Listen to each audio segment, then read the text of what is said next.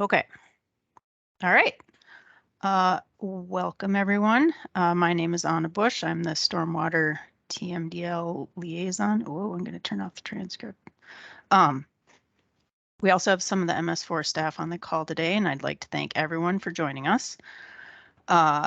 This morning we're going to be talking about the TMDL annual report form. A couple of disclaimers before we get started. This is only in relation to the 2013 permit.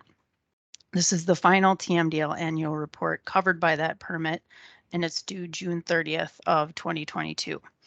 We're still in the process of developing the e-service that will be the platform for reporting on the 2020 general permit. So I don't have any information about that we can share at this time, but we'll have trainings on that once it's ready to go. Another general disclaimer is that none of what we're covering today is necessarily new. This TMDL annual report has been in service for the last 5 years.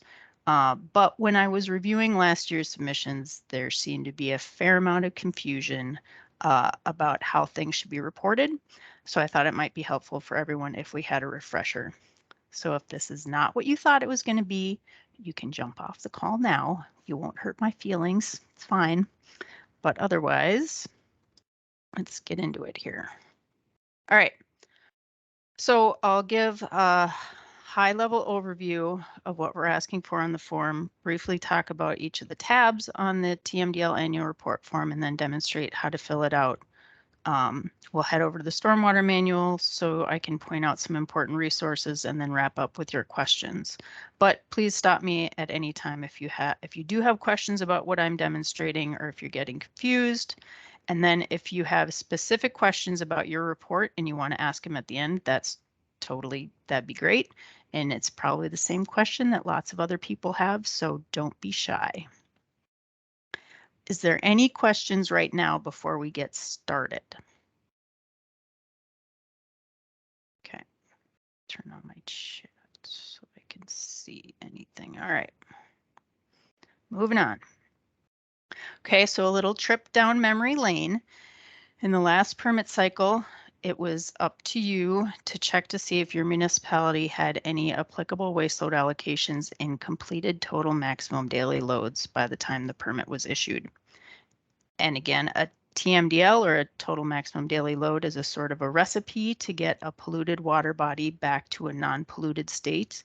And a waste load allocation or WLA is your MS4's amount of pollution that you're allowed to contribute. So in this under this 2013 permit, there were 78 entities that had to complete that annual report form, the TMDL annual report form. So I found this in our files and thought it was a helpful way to think about how to complete the annual report form. It also helps to illustrate why it's so easy to put things in the wrong place because there's lots of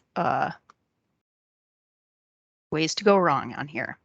So, but we'll come back to this later when we walk through the form more specifically. Okay. So there are 4 required tabs on the annual report form. So first tab, what did you implement? Oh, well, first, so there is the spreadsheet user information tab is not required, but it helps me out if you can put in your contact information so I know who to go to if I do have questions. The first required tab is the BMP's activities completed. So every reporting year, you should be tracking or recording the BMPs that you implemented. Next tab is what reductions did you achieve with the implemented activities? So that's on the cumulative reductions tab.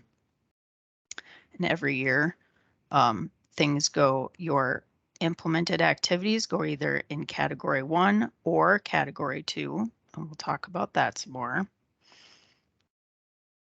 Third tab is the unimplemented BMPs or activities that don't reduce pollutants. So this is category 3 BMPs. So this is feasibility studies or all the things that were in your compliance schedule. You would have put this on at the beginning. of when you started reporting, and then things moved off of here over the course of the permit. Fourth tab is what will you do in the future, or the adaptive management tab. So this is where you talk about what things are happening or have changed from last year, or things you think we should know. Okay, let's see. Sorry. Okay, so to complete the form, you need to gather some information. So you have to inventory all your applicable BMPs. So that's BMPs in your MS4 that remove pollutants in a TMDL project area, plot their location, and determine which TMDL each BMP applies to. So we have this handy dandy little, let me turn on my map. So while we're looking at this, there's a couple of things you have to keep in mind. Two boundaries you need to consider. So both city boundaries or jurisdictional boundaries and the TMDL study or subwatershed for each impaired water body. So in this map, there's city A, which is up in this corner.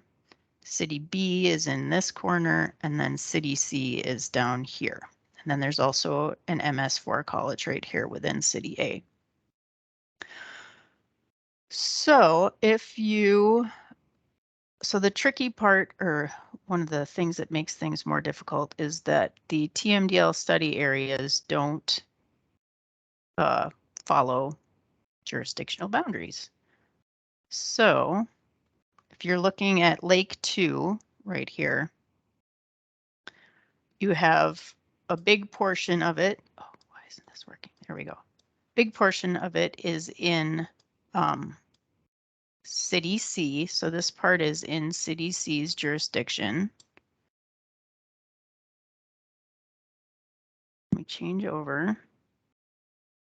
This part is in City A's jurisdiction.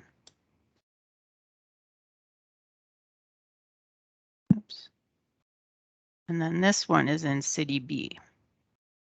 So one TMDL study area covers all three of these cities.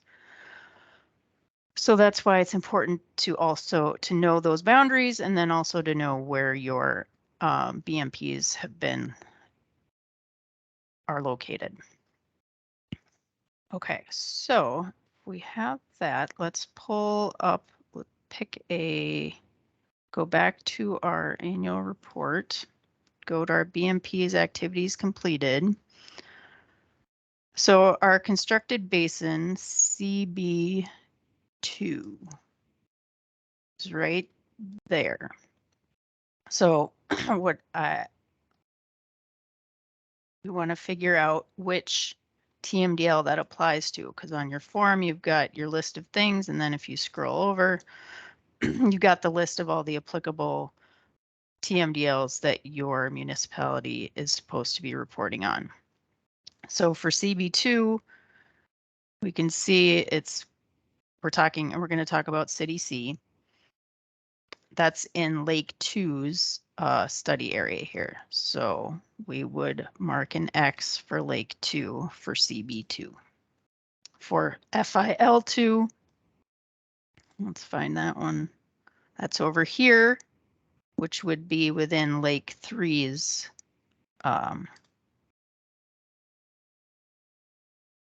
subwatershed. So we'll go back to the form and fill in Lake 3.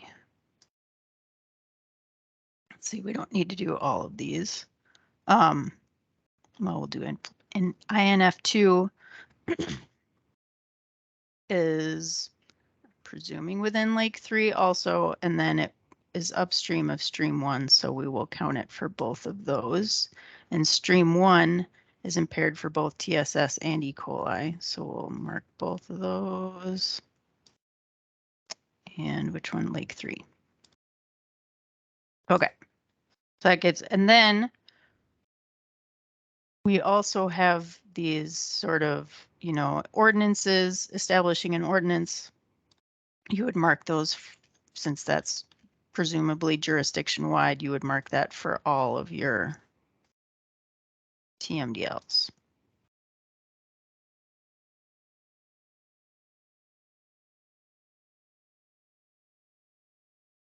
Okay. Oops, what? Sorry, my mouse. Are there any questions so far?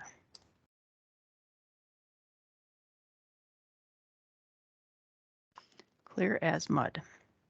Okay, like I said, you can raise your hand or put it in the chat or just unmute yourself and ask a question if you're have one. Okay. Moving on then. So that's part of your BMP inventory. The other part of your BMPs that you need to consider is whatever you had put into your compliance schedule that you submitted at the time of the 2013 permit issuance. So this, as I said, this is the last annual report that we're going to be doing under this permit. So we want to make sure that we have tracked all of these things because this is a legally enforceable document. So we should make sure that if all of these BMPs that you listed, make sure that those are on your activities completed tab, or if something happened, there should be an explanation in the category 3 tab saying why it didn't happen. And if it didn't happen, they should have been replaced with another BMP that is as effective. Let's see, and then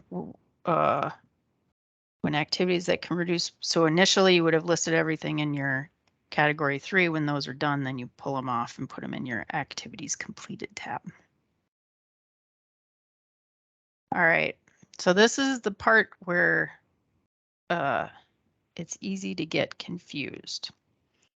There's 3 categories of how to count reductions. Category 1 is quantifiable pollutant reductions. Category 2 are those without easily quantifiable reductions. And category 3 is those that haven't been implemented or not pollutant reducing, like studies and things like that. There is a little trick on the form.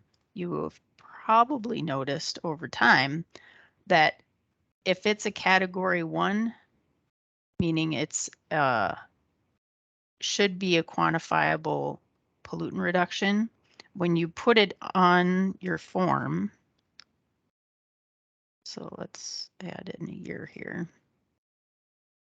If I put in a constructed basin on here, it tells me I need to complete these columns, which is sort of the tag that could let you know that these should be a category 1 as long as it's within your MS4. So if you hadn't caught on to that yet, there you go. Okay, so let's look at this. Let's pick a BMP and then use the flowchart to figure out where to count the reductions on the cumulative reduction tab. So if we pick CB2, constructed basin 2, and go to our handy dandy flowchart. So constructed basin, does it reduce pollutants? Yes. Can the BMP be quantified? So does it have, can you put it in a calculator and figure out what the numeric pollutant reduction is? For a constructed basin, yes, you should be able to do that. Is the BMP located in your jurisdiction? If we go back and look, yes, CB2 is located in City C's jurisdiction. So we say yes. Was it operational in the last year? Yes. Is the pollutant TSS, turbidity, phosphorus, coliform, or E. coli? Yes. Then you claim the reduction in the category 1 part of the cumulative reductions tab. What if you had a waste load allocation for chloride? Then you got all the way down to here and you say it's not TSS, phosphorus, coliform, or E. coli. So then we would put it in the category 2 tab and you just count it as a bean, not as a pounds reduced. Okay, let's go on to a different kind of BMP. So what if we had chemical treatment? When you put chemical treatment on the spreadsheet, chemical treatment, you can see no ID information needed. It's an NA until you get over to who owns it. So that's not one of the ones that we expect you to track reductions on. So we just count it as a bean on the cumulative reductions, but let's go through the flow chart. So does a chemical treatment reduce pollutants? Yes, it does. Can it be quantified? No. So you claim it in category 2 and describing your activities tab. Let's talk about, how about if we go to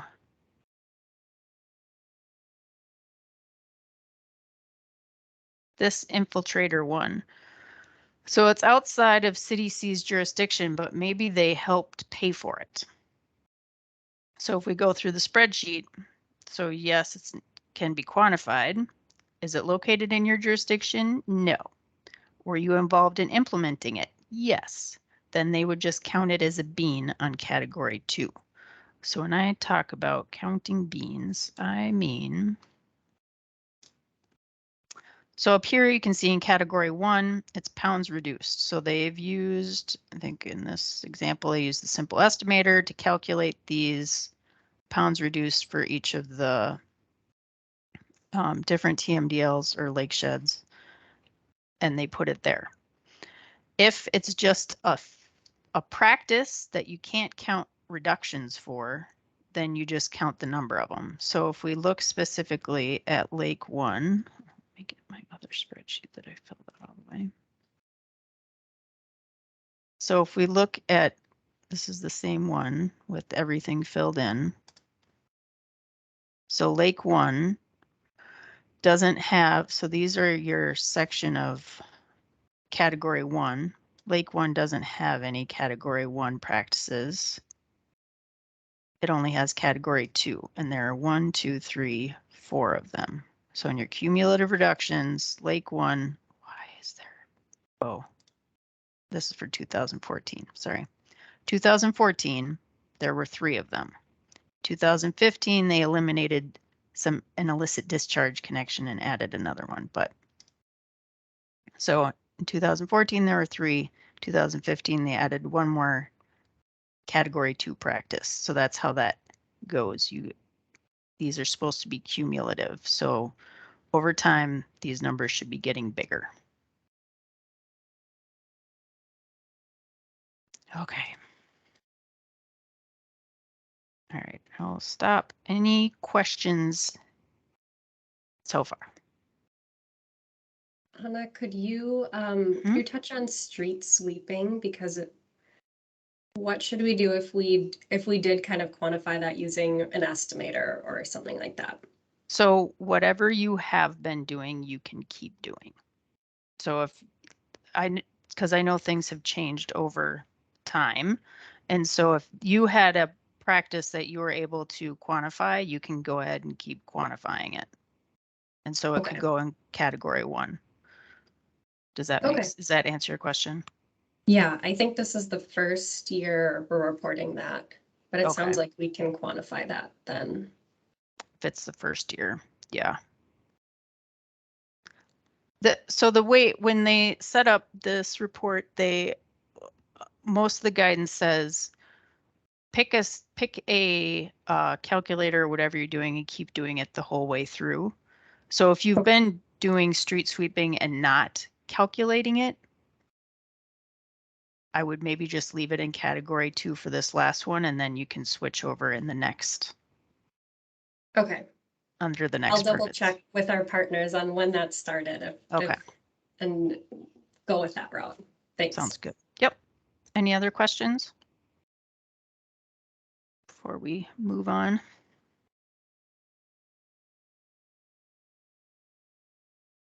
Okay.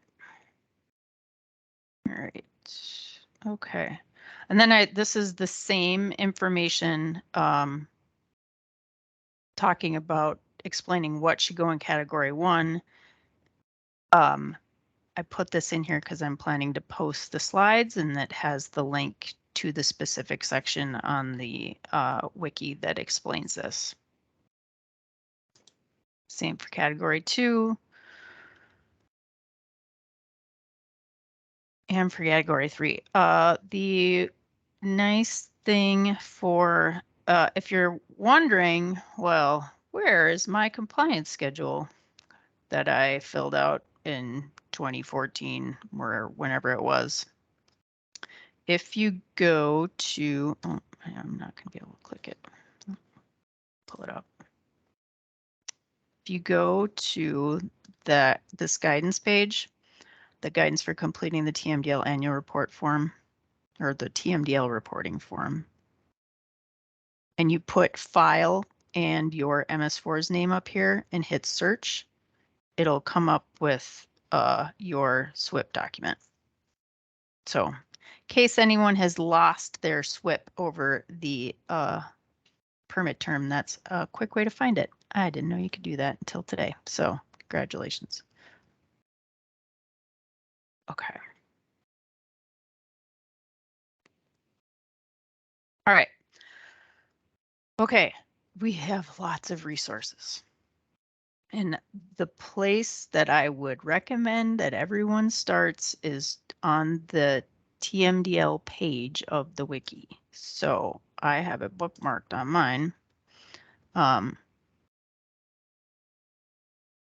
I did, so this is the total maximum daily load page. I will drop this into the chat real quick here.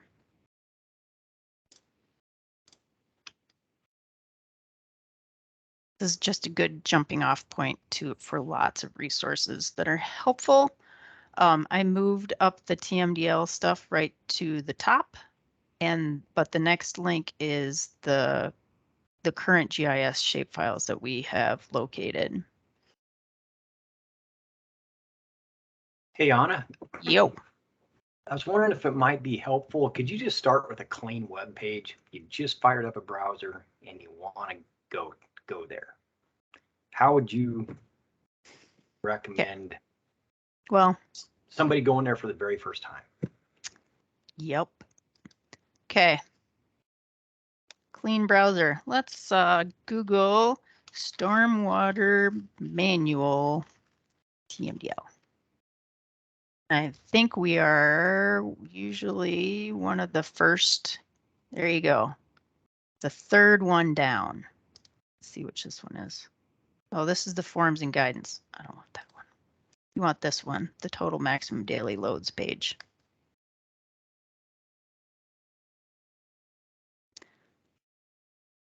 That's one way to do it. Otherwise, if you're on our website, the PCA website, well, this is going to change because our website is getting updated. I would hope that they would still keep our links, but there's a Minnesota Stormwater Manual page on our stormwater page on the MPCA website. So you can go there that way, and then if you put TMDL list of things, which is not the right page.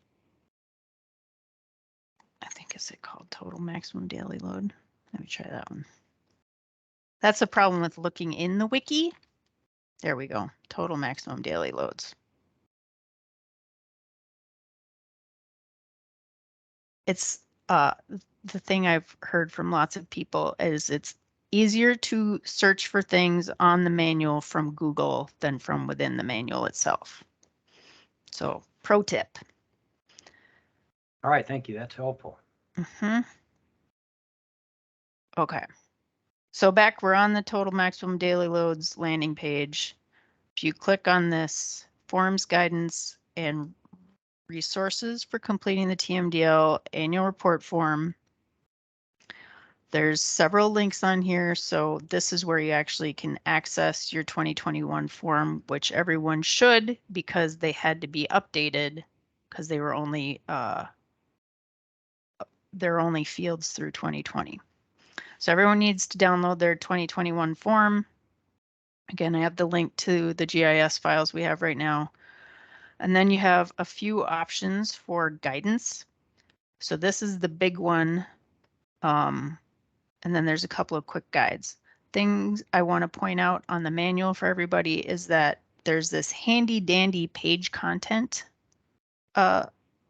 in the corner, which if you click on that caret, you can jump instead of having to scroll for miles. So if you're what did she say about category 3 BMPs? You can jump down here and there it tells you how to get your SWIP again. So just wanted to point that out because I think it's easy to lose things in the wiki. And just a note, a lot of the things we are talking about today, or the examples and things I've taken from this examples page where they walk through different scenarios. So it can be, if you're trying to figure out how to do things, I think this might be a helpful way because it gives you real world sort of situations. Okay, so we got that. And then the next thing I wanted to make sure, if you're wondering about, well, I don't know about, I don't have any GIS capability. There is this stormwater mapping tool, which again, you can get to, here, I got to turn off this highlighter. You can get to from the municipal stormwater page. Let's go back to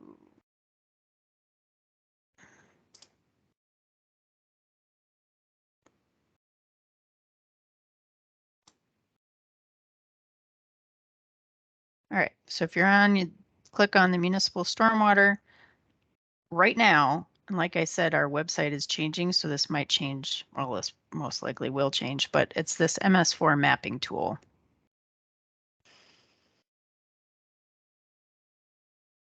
Which is more helpful than you might have realized. Here, and I will put this in the chat also.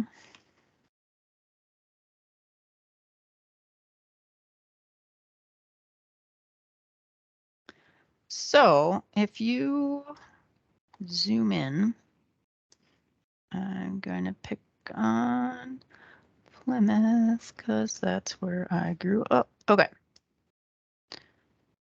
So, you know, even without doing anything, you can click on a spot and it'll show you where the MS4 boundary is. But if you go over here to the corner to the layer list, click on that. Click on this MS4 layers. And then you scroll down, you see this TMDL study area. Turn that on and it turns on, I think it's most of the TMDLs that were in the 2013 permit. So if you click on a spot, it'll calculate all the things that are underneath that dot. So you've got, you know, Plymouth City MS4 and it outlines the boundary. Click on the caret, careful. It's also within Hennepin County's MS4, MnDOT, Metro. Then it's outlining the South Metro Mississippi TMDL, which is so big you don't actually see it on the screen right now.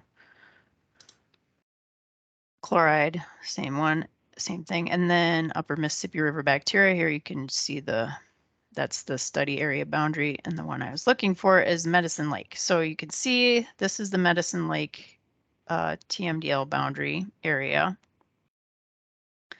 So let's say, now I'm pretty sure that Plymouth has a GIS program they can use, but if they didn't, and they're like, well, we put in this pond here next to the lake, but we don't have the coordinates for it. So you look down here in the corner of the mapping tool, boom. And it will give you the coordinates right here. So if you need, and you need those to put into your BMP's activities completed tab. So you can put them in right there. But another thing that this tool has is if you click on this little palette up here, let's say you wanted to map out all your BMPs and then print it off, or, you know, keep it for your records for next year so you know what you put on here. You can say, all right, we put a pond here. Oops, sorry. Pond here.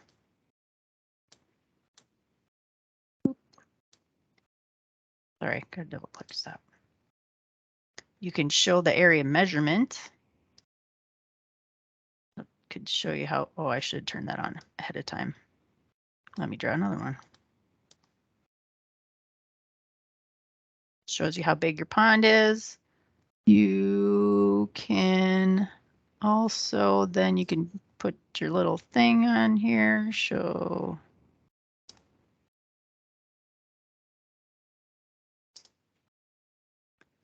Will give you your coordinates. And then when you're done, you can print it to a PDF or whatever.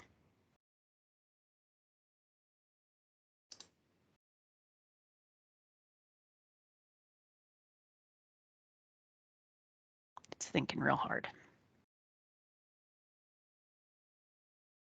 Apparently I got too much going on, but anyway, it'll just print out this screenshot and then you've got it. There you go.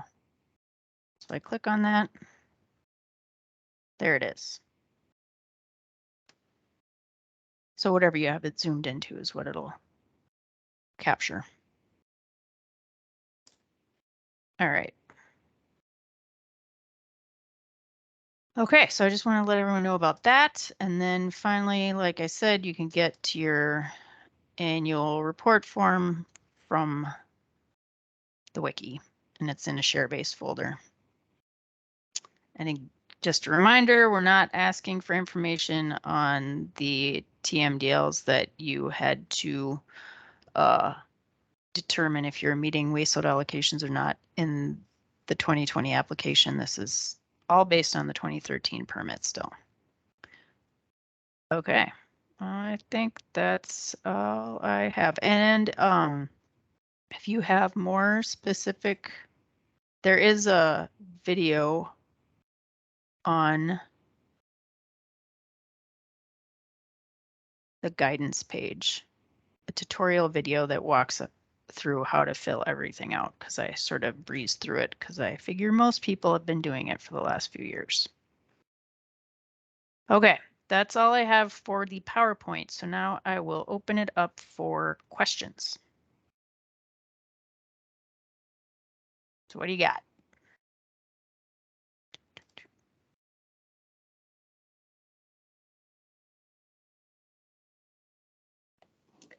Anna, I have a question. My annual reminder serving as an aggregator. So for this BMP's activities completed tab, are we listing all of the BMPs for all of our, I guess, other aggregates? But then this cumulative reductions would just be for our, you know, the ones that we own? Yes. Well, so the cumulative reductions. So here, let me pull up the. Okay, so so you would report on all of the BMP activities that you are involved with.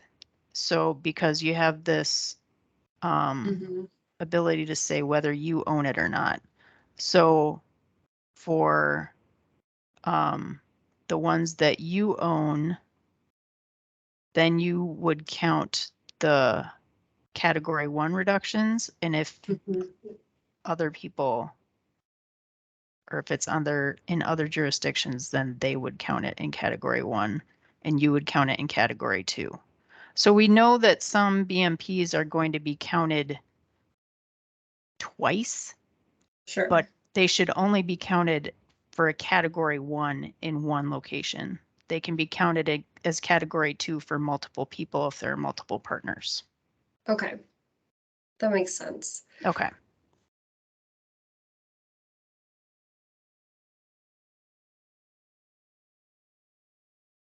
I can't believe there aren't more questions out there.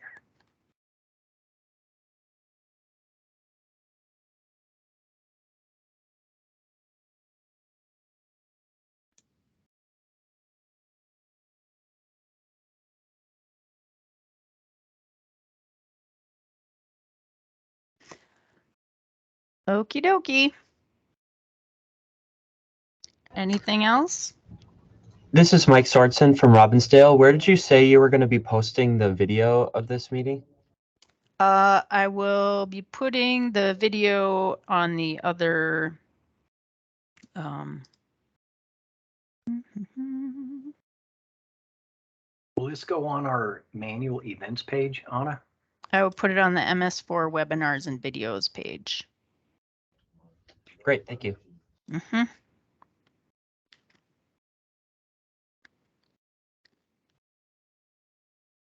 Anna, I have another question for you. So Yep. Shingle Creek and 9 Mile Creek have individual chloride TMDLs developed for them. How is the metro area chloride TMDL and those chloride TMDLs, how are they going to interact? Are they two separate or? So are we talking about under the new permit? Well, yeah, so it's kind of a, I guess, question about maybe next year's reporting. Mm-hmm.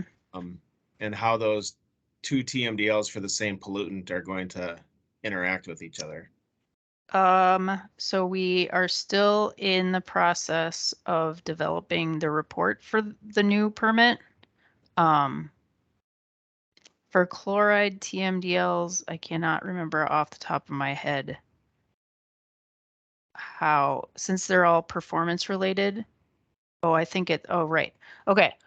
I think correct me if I'm wrong, Dwayne. I believe the last conversation we had was that for performance related pollutants like bacteria and chloride, that they would be reported on sort of by pollutant and not by TMDL. I think that is the basis of a performance-based BMP, yes. So for chloride, it's, your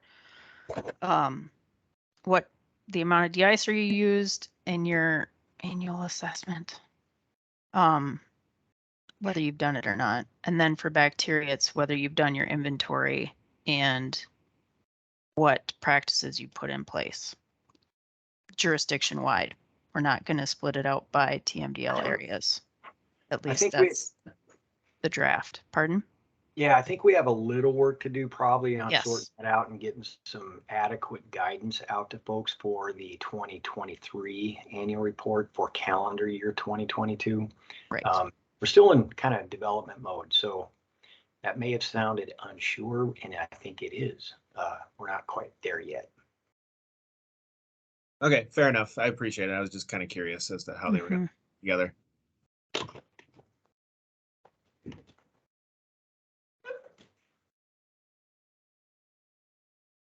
Any other questions on the annual reporting for the 2013 permit?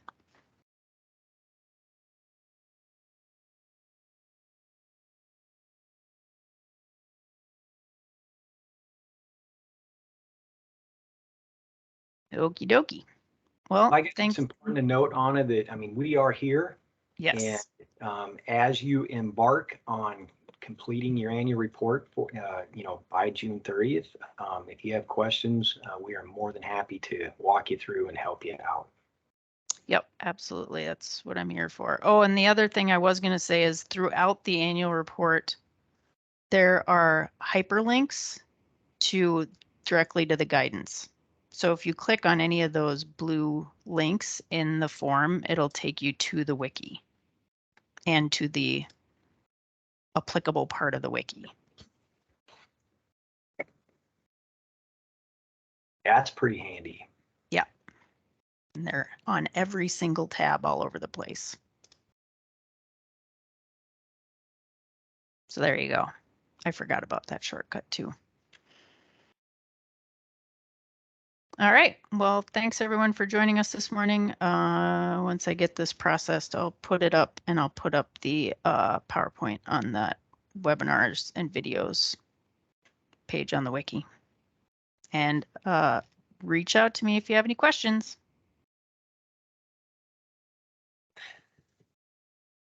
Thank you. Thanks.